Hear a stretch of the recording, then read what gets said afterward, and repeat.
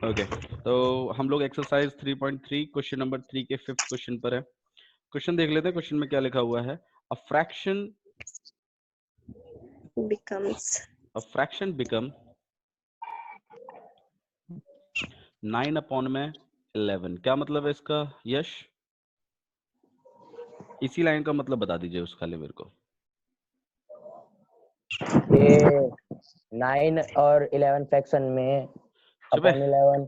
किसी भी कह रहा है अ फ्रैक्शन बिकम 9 अपॉन में 11, इसका मतलब क्या है? कहानी हो गया। हाँ भाई रितिका बताइए। रितिका बताइए। पता नहीं। खुशबू आप बताइए। एक फ्रैक्शन है जो 9 अपॉन 11। एक फ्रैक्शन बन गया है 9 अपॉन में 11, ये मतलब है इसका। अ फ्रैक्शन बिकम मतलब क्या बन चुका है? क्या बन चुका है? 9 अपॉन में 11 कब बना है? If 2 is added to the both the numerator and the denominator. Both the numerator and the denominator. भाई देखो मीनिंग बनाना बहुत जरूरी है। अगर आप मीनिंग नहीं बना पाओगे ना तो हमारी जो स्टेप 2 है वो नहीं हो पाएगा, जिसमें इक्वेशन फॉर्मेशन बहुत जरूरी है। इक्वेशन फॉर्मेशन तो वही बच्चा करेगा ना जिसको समझेंगी चीजें क्या बोल क्या रहा है। इस चैप्टर में बच्चों को प्रॉब्लम सिर्फ और सिर्फ लैंग्वेज में होती है, उन्हें क्वेश्चन ही समझ में नहीं आता कि पूछा क्या है। इक्वेशन तो बहुत दूर की बात है। ठीक है, एक बार दोबारा पढ़ लीजिए। अ फ्रैक्शन बिकम 9 अपॉन में 11 if 2 is added both numerator and denominator. ठीक है, if 3 is added to both numerator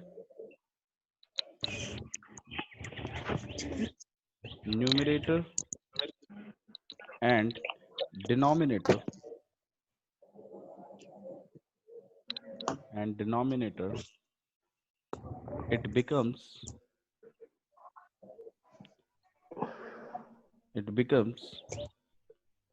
5 upon में 6. It becomes 5 upon में 6. Find the fraction. Find the fraction.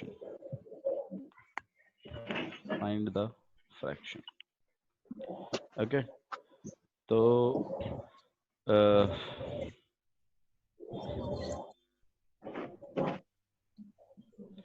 आइए इस चीज को पढ़ते हैं। अ फ्रैक्शन बिकम 9 अपॉन में 11। एक फ्रैक्शन जो है वो 9 अपॉन में 11 बन जाता है if 2 is added both the numerator and the denominator.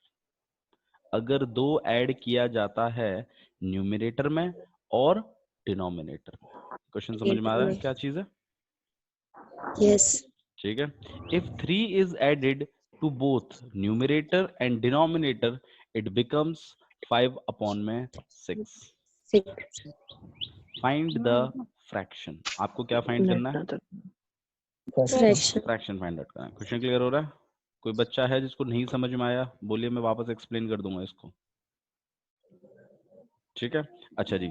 अब मेरे को कपिल बताएगा कि फ्रैक्शन कि कितने पार्ट मतलब किन चीजों से बनता है फ्रैक्शन।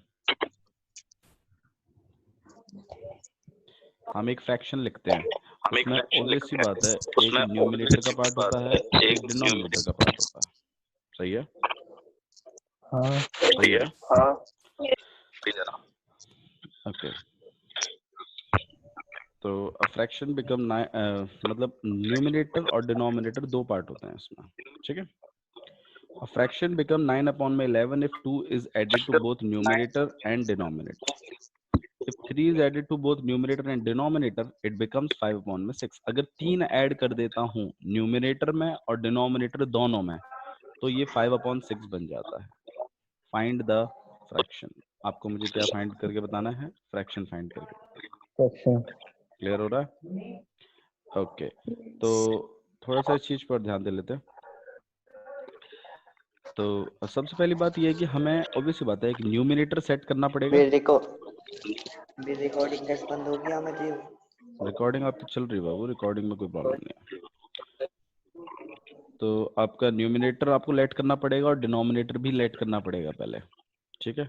न्यूमिनेटर को हम x और डिनोमिनेटर को हम लोग y लेट कर लेंगे और x अपॉन y करके लिखेंगे तो हमारा फ्रैक्शन भी बन जाएगा, सही है ना। और लास्ट में हमसे फ्रैक्शन ही पूछा गया है कि फ्रैक्शन क्या होगा, फ्रैक्शन क्या था असली वाला। तो आइए शुरुआत करते हैं। हमारा पहला स्टेप जिसमें हम वेरिएबल्स को लेट करते हैं, तो let the numerator equal to में x and let the denominator equal to में y। फ्रैक्शन कितना बन गया आपके पास, x अपॉन में y। 1 2 3 4 5 6 7 8 ही आए हैं। सो फ्रैक्शन बिकम x अपॉन में y, ठीक है। और हमें इसी की वैल्यू फाइंड आउट करनी है। तो आइए हमारा केस 1 हम सबसे पहले लेट कर लेते हैं। हमारा केस 1 जो रहेगा वो क्या कह रहा है कि फ्रैक्शन कितना बन जाता है, 9 अपॉन में 11 बन जाता है। कब बन जाता है, जब 2 ऐड किया जाता है न्यूमरेटर में और डिनोमिनेटर दोनों में, ठीक है। तो हम लोग यहाँ पर अपना फ्रैक्शन ले रहे हैं। मान लीजिए हमारा फ्रैक्शन था x अपॉन में y। क्या क्या चीज प्लस करी मैंने, न्यूमिनेटर में भी 2 प्लस हुआ और डिनोमिनेटर में भी 2 प्लस हुआ, ठीक है। और ये आपके पास क्या चीज बन गई, 9 अपॉन 11। हाँ जी, ये किसके इक्वल आ गया आपका, 9 अपॉन में 9 अपॉन 11 11 के इक्वल आ गया, ठीक है। और इसको हम थोड़ा सा सॉल्व कर लेते हैं, इसको हम जनरल इक्वेशन में ले आते हैं। 11 को इधर पूरे के साथ मल्टीप्लाई करेंगे और y प्लस 2 को इधर क्रॉस मल्टीप्लाई कर देंगे, ठीक है। क्रॉस मल्टीप्लाई करेंगे इसको इधर और इसको इधर। क्रॉस मल्टीप्लाई का मेन मकसद क्या होता है, डिनोमिनेटर्स को गायब कर देना, क्योंकि दोनों डिनोमिनेटर को आप न्यूमिनेटरों से मल्टीप्लाई कर देते हो। इसका डिनोमिनेटर इधर मल्टीप्लाई हो जाता है और इसका डिनोमिनेटर इधर मल्टीप्लाई हो जाता है। तो हम यही करेंगे, हम 11 को इधर पूरे के साथ मल्टीप्लाई करेंगे तो हमें यहाँ पर एक ब्रैकेट अप्लाई करना पड़ेगा x प्लस में 2, और जब हम ये y प्लस 2 को इधर मल्टीप्लाई करेंगे तो हमें इसके ऊपर एक ब्रैकेट लगाना पड़ेगा y प्लस में 2, इस तरीके से। फिर हम 11 को इससे और दूसरे वाले से भी कर देंगे तो हमारे पास आ जाएगा 11x प्लस में 22, और यहाँ करेंगे तो कितना आ जाएगा 9y एंड प्लस में 18। इस चीज को अगर हम एक तरफ ले लेंगे और कांस्टेंट्स को दूसरी तरफ रखेंगे तो हमारे पास आ जाएगा 11x minus 9y equal to 18 और माइनस 22। यहाँ -4 रहेगा, यहाँ पे 11x और माइनस 9y। ये हमारी इक्वेशन 1 है। आया समझ में कैसे इक्वेशन फॉर्मेशन हुई है, ठीक है। तो आपने क्या करना है, एक न्यूमिनेटर लेना है, डिनोमिनेटर लेना है और दोनों में 2 2 प्लस करके दिखाना है, और उसके बाद फिर आपको इक्वल टू में 9 अपॉन में 11 रख देना है। क्यों रख रहे हैं हम 9 अपॉन 11, क्योंकि उसने बोला है मेरा फ्रैक्शन 9 अपॉन में 11 बन जाता है जब मैं 2 ऐड करता हूँ न्यूमिनेटर में और डिनोमिनेटर दोनों में। तो भाई देख लो ना, मैंने भी तो वही किया है। मैंने भी तो मेरे न्यूमिनेटर और डिनोमिनेटर में 2 2 प्लस किया और किसके इक्वल रख दिया, 9 अपॉन में 11 के, ठीक है। तो इसी तरीके से आपको काम करना है, ठीक है। और फिर तो नॉर्मल मैथ्स है, क्रॉस मल्टीप्लाई कर दिया, इक्वेशन फॉर्मेशन कर ली, एक तरफ वेरिएबल्स कर दी, एक तरफ कांस्टेंट पार्ट कर दिया, ठीक है। ये हमारा केस 1 है। ओके, केस 2 के बारे में पढ़ते हैं। 3 ऐड हुआ है इस बार और हमारा फ्रैक्शन कितना बन गया है, 5 अपॉन में 6।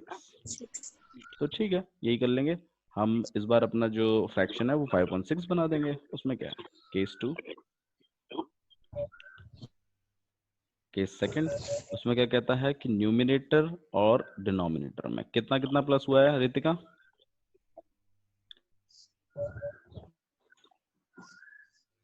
रितिका कितना प्लस हुआ है, कितना 2 तो पहले हो गया मैडम प्लस, एक सेकंड केस है इनमें 3 3 प्लस हुआ है, ध्यान यही रखिए, ठीक है। और एक फ्रैक्शन कितने के इक्वल आया यश, 5 x अपॉन y। फ्रैक्शन आया है भैया 5/6 के। एक फ्रैक्शन बन चुका है 5/6 का। इतना अच्छे से पढ़िए कि आपको क्वेश्चन ही समझ में आ जाए, रट जाए एकदम कि हाँ भाई ये क्वेश्चन था, बिना सही है। देखे बताओ फिर। कर लिया, हो गया अब इसे हम क्या कर देंगे, क्रॉस मल्टीप्लाई, सही है ना। तो 6 को हम यहाँ क्रॉस मल्टीप्लाई कर रहे हैं, इट विल बिकम x/3 इस तरीके से मल्टीप्लाई हो जाएगा, और ये चीज उधर जाके मल्टीप्लाई हो जाएगी, तो ये बन जाएगा आपके पास 5 ब्रैकेट में y प्लस में 3। इधर अगर मैं मल्टीप्लाई कर दूं तो ये आपके पास 6x प्लस में 18, और इसको अगर मैं मल्टीप्लाई कर दूं तो ये बन जाएगा आपके पास 5y प्लस में 15। चीजों को अगर मैं एक तरफ लेता हूँ, कॉन्स्टेंट्स को उधर रखता हूँ, तो ये 6x minus 5y equal to 15 minus 18, ये आपके पास बन जाएगा -3, यहाँ पे आ जाएगा 6x माइनस 5y। ठीक है, और this is our second equation. चीज समझ में आ रही है कैसे करना है? ठीक है, ओके। कौन से मेथड से सॉल्व करेंगे इसको? Substitution method. ठीक है, अब हम लोग सब्स्टिट्यूशन मेथड से सॉल्व कर रहे हैं। तो सब्स्टिट्यूशन मेथड से सॉल्व करने के लिए एक इक्वेशन में से वैल्यू निकालनी है और दूसरे में डालनी है। अब आप बताइए किस में से वैल्यू निकालें, किस में से वैल्यू निकालना? सेकंड में से। सेकंड वाले में से। चलिए सेकंड वाले में से इक्वेशन निकालते हैं। ठीक है, तो सेकंड वाले में से इक्वेशन निकाल लेते हैं, बेटर है। तो 6x को एक तरफ ही रख देते हैं, -5y को उधर भेज देते हैं, -3 प्लस 5y। देखो अच्छे से करना है इस चीज को, ठीक है, गलत नहीं होना चाहिए बस। x को अकेला कर दिया, -3 प्लस 5y और होल अपॉन में 6, और इस चीज को हम पुट करेंगे इक्वेशन 1 में। ठीक है, तो put x equal to -3 plus में 5y अपॉन में 6 इन इक्वेशन फर्स्ट। ठीक है, कोई भी ऐसी चीज है जो आपको नहीं समझ में आई है तो मुझे अभी बताइए, मैं भी हाँ सॉल्व कर लेंगे वापस से कंप्लीट होने के बाद। फिर आप बोलेंगे सॉल्व नहीं आया भैया समझ में, तो प्रॉब्लमैटिक है। बताइए, समझ में आया यहाँ तक? यस भैया।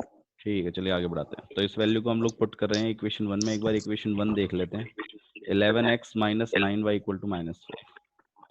ठीक है, तो हमारे पास जो इक्वेशन है वो है 11x minus 9y equal to -4। ठीक है, यही है equation 11x minus 9y equal to -4। इस x की वैल्यू को इसमें पुट कर देता हूँ मैं। तो x की वैल्यू काफी टर्मों से मिलकर बनी है, तो ऑब्वियस बात है ये 11 सबके साथ मल्टीप्लाई में होगा, तो हम यहाँ ब्रैकेट अप्लाई कर लेंगे। तो यहाँ पे -9y और इक्वल टू में -4। ठीक है, फिर हम इस ये 11 से 6 तो कट नहीं रहा, तो हम 11 को अंदर मल्टीप्लाई कर लेंगे। यहाँ हो जाएगा -33 और प्लस 55y और होल अपॉन में 6 -9y इक्वल टू -4। ठीक है, आइए इस चीज को और प्रोसीड करते हैं। यहाँ पर हम लोग एक एलसीएम ले लेते हैं। इसके नीचे कुछ नहीं है तो इसके नीचे 1 है, तो यहाँ पे 6 आ जाएगा। यहाँ पे आपके पास -33 रहेगा प्लस 55 रहेगा, 6 9 ज़ा 54 और इक्वल टू में -4। इसको हम अगर मल्टीप्लाई कर देंगे कितना हो जाएगा ये -24। यहाँ अगर हम करें तो प्लस माइनस माइनस, तो आपके पास प्लस y बचेगा और -33 होल अपॉन बस कुछ नहीं है नीचे, डिनोमिनेटर तो आपने मल्टीप्लाई कर ही दिया। ठीक है, ओके। अब हम y को अकेला कर देते हैं, इस -33 को हम उधर भेज देते हैं, प्लस का हो जाएगा और -24 तो है ही, और आपके पास आंसर कितना आ जाएगा 9। ठीक है, तो आपके पास y की वैल्यू कितनी आ गई 9। ठीक है, इस y की वैल्यू को उठाकर अगर मैं अपने वो x वाली जो वो वैल्यू है उसमें अगर पुट कर दूं तो हमारे पास x की वैल्यू भी आ जाएगी। तो पुट y इक्वल टू किसमें पुट करना है, x equal to -3 plus 5y upon में 6। तो ये हमारे पास आ जाएगा -3 प्लस 5 इंटू में 9 होल अपॉन में 6।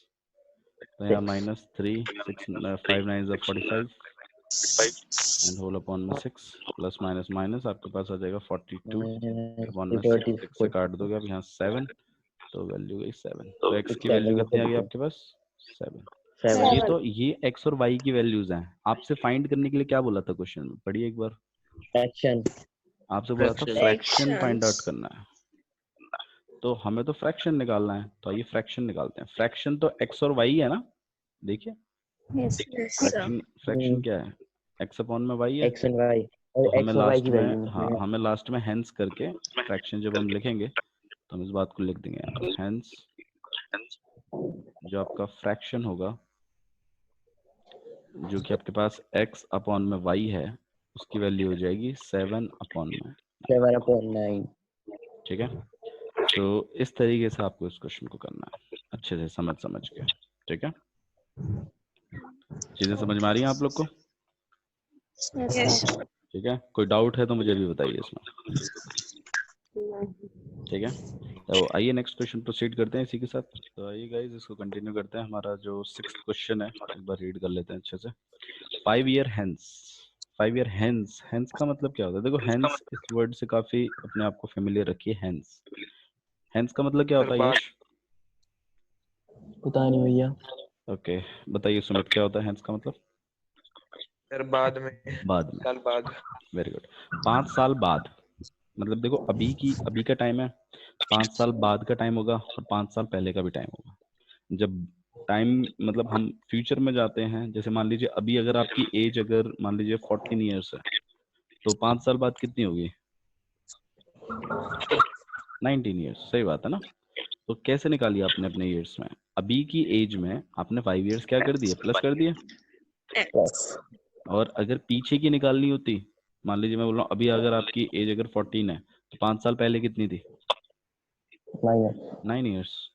तो आपने कैसे निकाला ये? आपने 14 में से 5 को क्या कर दिया? माइनस। तो अभी की प्रेजेंट एज कुछ सेट करके आगे और पीछे अपनी एजेस को ले जाना भी आपको समझ में आना चाहिए। अगर हेंस बोला है तो 5 साल बाद की बात कर रहा है, मतलब फ्यूचर की बात कर रहा है। और अगर एगो बोला है तो 5 साल पहले की बात कर रहा है। ठीक है, इन दोनों चीजों को थोड़ा सा अच्छे से समझना है आपको। 5 year hence and 5 years ago. तो देखिए क्या लिखा हुआ है क्वेश्चन में। 5 ईयर हेंस, 5 साल बाद, the age of Jacob will be 3 times that of his son. क्या मतलब है इसका यश? क्या दोबारा बोल रहे हैं? पढ़िए आप क्वेश्चन, आपके स्क्रीन पे लिखा हुआ है। Jacob will be 3 times that of his son. 5 साल बाद उसकी जो वो है ना, जैकोब की एज है जो, वो 3 टाइम हो जाएगी उसके सन से। हो जाएगी, वेरी गुड। तो मतलब 5 साल बाद जैकोब की जो एज है वो 3 टाइम्स हो जाएगी अपने बेटे के। मान लीजिए अगर मैं अभी जैकोब की एज अगर x मान लेता हूँ, मान लीजिए मैंने x मान ली और उसके बेटे की एज मैंने y मान ली, तो 5 साल बाद इनकी एजेस कितनी हो जाएंगी? x + 5 और y + 5 हो गए 5 साल बाद। अब बोला है कि ये जो जैकोब जो है ये अपने बेटे के 5 टाइम्स है, मतलब अगर मुझे इन दोनों को बराबर करवाना है तो बेटे को क्या करना पड़ेगा? 5 टाइम्स करना पड़ेगा, मल्टीप्लाई करना पड़ेगा ना 5 से। 5 टाइम्स मतलब क्या होता है? 5 गुना। 5 गुना मतलब 5 से मल्टीप्लाई करना पड़ेगा। और फिर हम जैकोब और जैकोब के बेटे दोनों को बराबर रख सकते हैं। यही मतलब है इस चीज का। सही है? हाँ जी बोलो। अच्छा सॉरी, 5 टाइम्स, 3 टाइम्स है, सॉरी 3 times. 3 टाइम्स है उसकी एज के। ठीक है, तो जैकोब और उसका सन, उसकी अभी की प्रेजेंट एजेस हमें x और y लेके चलनी पड़ेंगी। 5 इयर्स हेंस उसकी x + 5 हो जाएगी, उसकी y + 5 हो जाएगी। अब बोला है जैकोब अपने बेटे के 3 गुना हो गया, तो बेटे को 3 गुना करना पड़ेगा और तब जाकर वो अपने डैडी के बराबर हो सकता है। इसलिए मैंने फिर लास्ट में उसको उसकी इक्वेशन के बराबर लिख दिया। सही है ना? इक्वेशन समझ में आ रही है? ठीक है, ओके। नेक्स्ट उसने क्या बोला देखिए, 5 इयर्स एगो, 5 साल पहले। अच्छा अभी अगर x और y है तो 5 साल पहले कितनी होगी? x - 5 और y - 5। अब उसने बोला है कि जैकोब अपने बेटे के 7 टाइम्स हो जाता है, तो बेटे को 7 टाइम्स करना पड़ेगा और जैकोब के बराबर रखना पड़ेगा। एक इक्वेशन इससे मिलेगी, एक इक्वेशन इससे मिलेगी, और दोनों इक्वेशनों को सब्स्टिट्यूशन मेथड से सॉल्व करते हुए हम x और y की वैल्यू निकाल कर ले आएंगे। सही है? तो आइए क्वेश्चन प्रोसीड करते हैं। तो ऑब्वियसली बात है, हमें सबसे पहले देखो प्रेजेंटेशन की बात है, फिर से मैं आपको वही कहूंगा। तो प्रेजेंट एजेस हम यहाँ पे सेट कर रहे हैं, प्रेजेंट एजेस के बारे में बात भी कर रहे हैं सबसे पहले, ठीक है। Let the age of Jacob, let the age of Jacob equal to में x years, ठीक है। ये रफ पार्ट है, अलग चीज है, अलग कलर से लिख देते हैं जिससे आपको समझ में भी आएगा। Okay, let the age of Jacob son, Jacob son equal to में y years, वाई ठीक है। अच्छा जी, अब हम लोग 5 years, आफ्टर 5 years की बात कर रहे हैं, ठीक है। आफ्टर 5 years, 5 साल बाद की age of Jacob, age of Jacob कितना हो जाएगा आपके पास, x प्लस में 5, सही है ना। और Yes, sir. Age of Jacob son, age of Jacob son equal to में y प्लस में 5, ठीक है। अच्छा जी, अब केस 1, केस 1 क्या कहता था, जैकोब अपने बेटे के कितना हो जाता है, 3 गुना हो जाता है, यही तो कहा था उसने। तो भाई जैकोब की एज लिख लीजिए, जैकोब के बेटे की एज लिख लीजिए पहले तो, 5 साल बाद वाली। अब जैकोब अपने बेटे के 3 गुना हो जाता है, तो बेटे को 3 गुना कर दीजिए और इक्वल में लिख दीजिए जैकोब की एज के। आया समझ में, 3 मैंने यहीं की मल्टीप्लाई किया है, क्योंकि मुझे तो करवानी है इनकी एजेस बराबर। अब अगर इनकी एजेस बराबर करवानी है और क्वेश्चन में लिखा भी हुआ है कि वो अपने बेटे के 3 गुना हो जाता है, तो बेटे को 3 गुना करना पड़ेगा, तभी तो जाके वो जैकोब की एज के बराबर होगा। भाई डैडी की एज को 3 गुना मल्टीप्लाई करके बेटे की एज के बराबर नहीं लिखा जा सकता, बेटे की एज को 3 गुना मल्टीप्लाई करके पिताजी की एज के बराबर लिखा जा सकता है, ठीक है। समझ में आ रहा है। आइए इसकी इक्वेशन को सॉल्व करते हैं। हमारे पास हो जाएगी इक्वेशन x प्लस में 5, यहाँ पे हो जाएगा आपके पास 3y प्लस में 15। चीजों को एक तरफ ले लेते हैं, x माइनस 3y, यहाँ 15 माइनस 5, दिस विल बी 10, यहाँ पे x माइनस 3y, ठीक है। This is equation 1। आइए सेकंड इक्वेशन ट्राई करते हैं। सेकंड इक्वेशन क्या बोली है, 5 years ago, 5 साल पहले, Jacob was 7 times as that of his son, Jacob अपने बेटे के 5 गुना हो जाता, 7 गुना हो जाता, ठीक है। तो अब हम लोग जो बात कर रहे हैं वो 5 years ago की करेंगे, 5 years ago, ठीक है। और एज ऑफ जैकोब कितना हो जाएगा भाई यश, एज ऑफ जैकोब कितना हो जाएगा बाबू, एज ऑफ जैकोब हो जाएगा भैया x minus 5 is equal to 7 हाँ x ब्रैकेट माइनस y 5 हो माइनस जाएगी 5। बस। एज ऑफ मैंने एज ऑफ जैकोब पूछी है मैंने तो आपसे पूरी बस खाली, इक्वेशन बता रहा मैंने इक्वेशन पूछी नहीं आपसे, मैं जो पूछ रहा हूँ वो आप बता ही नहीं रहे। x माइनस 5 बस एज ऑफ जैकोब सन कितनी हो जाएगी, y माइनस 7 y माइनस 5। 5 साल पहले की बात हो रही है बाबू। अच्छा जी, अब उसने बोला है कि जैकोब जो है वो अपने बेटे के 7 गुना हो जाता है। तो केस 2, केस सेकंड, जो जैकोब की एज लिख दीजिए, जैकोब के बेटे की एज लिख दीजिए। जैकोब अपने बेटे के 7 टाइम्स हो जाता है, तो बेटे को 7 टाइम्स करना पड़ेगा और इक्वल करना पड़ेगा जैकोब के। तो हमारे पास ये कितना हो जाएगा, इस इक्वेशन को थोड़ा सॉल्व कर लेते हैं। x माइनस 5 यहाँ पे हो जाएगा 7y और माइनस 35। चीज़ों को एक तरफ ले आता हूँ मैं, x माइनस 7y, इसको उधर भेज देता हूँ, minus 35 and plus 5, this will be minus 30, और यहाँ पे x minus 7y। Consider this thing as second equation. आपके पास दोनों इक्वेशंस आ चुकी हैं, बस दोनों इक्वेशनों को आपको सब्स्टिट्यूशन मेथड से सॉल्व करना है, ठीक है। आइए सॉल्व करते हैं। तो सब्स्टिट्यूशन मेथड,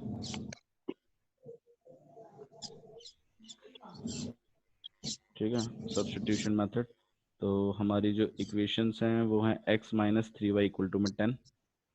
हम इसी इक्वेशन को सॉल्व कर लेते हैं या सेकंड से निकालनी है वैल्यूज, बताइए सेकंड से निकालना फर्स्ट से फर्स्ट से, क्या फर्क पड़ता है, x सब में अकेला है, दोनों में अकेला ही है, तो x को मैं यहीं अकेला कर देता हूँ, दूसरे भी निकाल लो माइनस भैया चलो 30 प्लस 7y, ठीक है।